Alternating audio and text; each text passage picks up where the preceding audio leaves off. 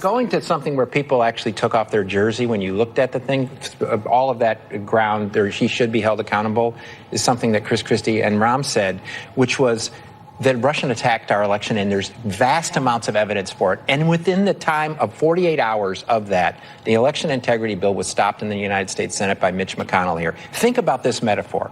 If Japan attacked us, when Japan attacked us in World War II, in Pearl Harbor, and we did nothing in response of that, that's problematic to begin with. But if we were warned Japan was going to attack us again 4 years later, and we still did nothing about it, that's unconscionable. Can I say one thing is, first of all, don't assume that the Russians are attacking us just in the election period of time. They're active right now. They are. That's what and that's right. And so it's not just an election season, perhaps. What's ironic here is that you have a situation where because of the law, you cannot prosecute a guy who broke the law. Right. And that's what's the irony of this situation. And the fact is, in this case, I would, as Senator Schumer, has got to keep coming after this because McConnell has unease in his caucus. Over election security. Yeah, election security. And you keep coming at this, and it also sets up the Russian case because they're not stopping. And they're not the only, and they're not going to stop just and only start coming after the primary season. They're not waiting for us to have a nominee. But I also think they need to start holding Silicon Valley accountable for their role in all of this, because as you said, it is absolutely petrifying the amount of control and access Russia has over our technology. Congresswoman Tulsi Gabbard right now is suing Google for suppressing her campaign ads during the first debate because she was the most Googled candidate at the time, and also is accusing Google of putting her campaign emails into spam folders. So I think we should be having Jack Dorsey, Mark Zuckerberg, everybody from Silicon Valley come out and say, what are you doing to protect us going forward? What safeguards have you put in place, since now we have shown and evidence has proven that Russia is in fact influencing our election and using the most lethal weapon possible to do it? Chris, it is kind of stunning that you don't see all 435 members of the House, all 100 members of the Senate united in doing something. Because so many of them, George, are so completely distracted by the stuff that we've been talking about all morning this morning. They're not focusing because they don't think that helps their electoral chances. Neither side thinks that this moves their electoral ball down the field.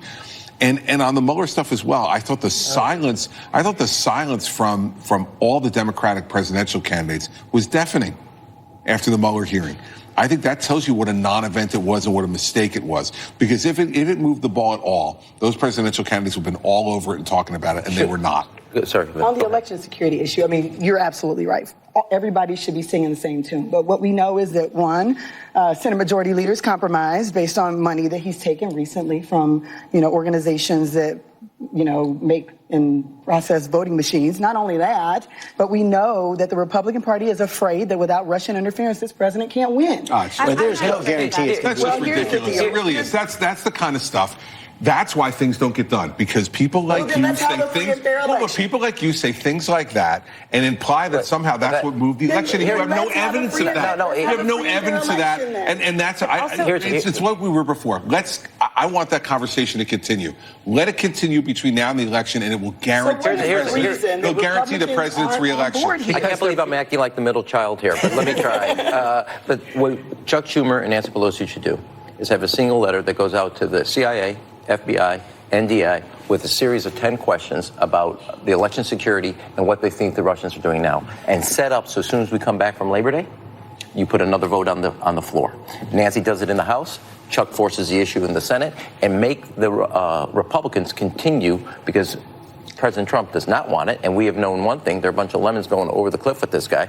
Make sure that they have to continue to vote on the same issue repeatedly, which is about the security of the election and democratic process. That's all well and good, but Mark Zuckerberg just had to pay a $50 million fine because of privacy. $5 billion. $5 billion. There's a couple more zeros. Real money. Sorry. Well, it's not real money. Not that we're watching it all. But I do think these people should be held accountable for their role in this as well, and no disrespect to our government, this election security bill, I mean, in the end, you asked why Republicans aren't doing this and why Mitch McConnell is doing this, because they're afraid of the president. If the president stood up and said, I want election security, I want to protect us from Russia, I want to do that, every single one of them would fall in line. But they don't know. They're afraid that if they vote for this bill, they're questioning Trump's legitimacy. And elections are won by forcing divisions on the other side, not unity. I think that's probably right. Let's talk about the Democratic debates coming up on Wednesday night. And we've seen a little bit of a preview of what Joe Biden could be in for. He's going to be between Kamala Harris and Cory Booker on Wednesday night. Take a look. Look, I'm disappointed.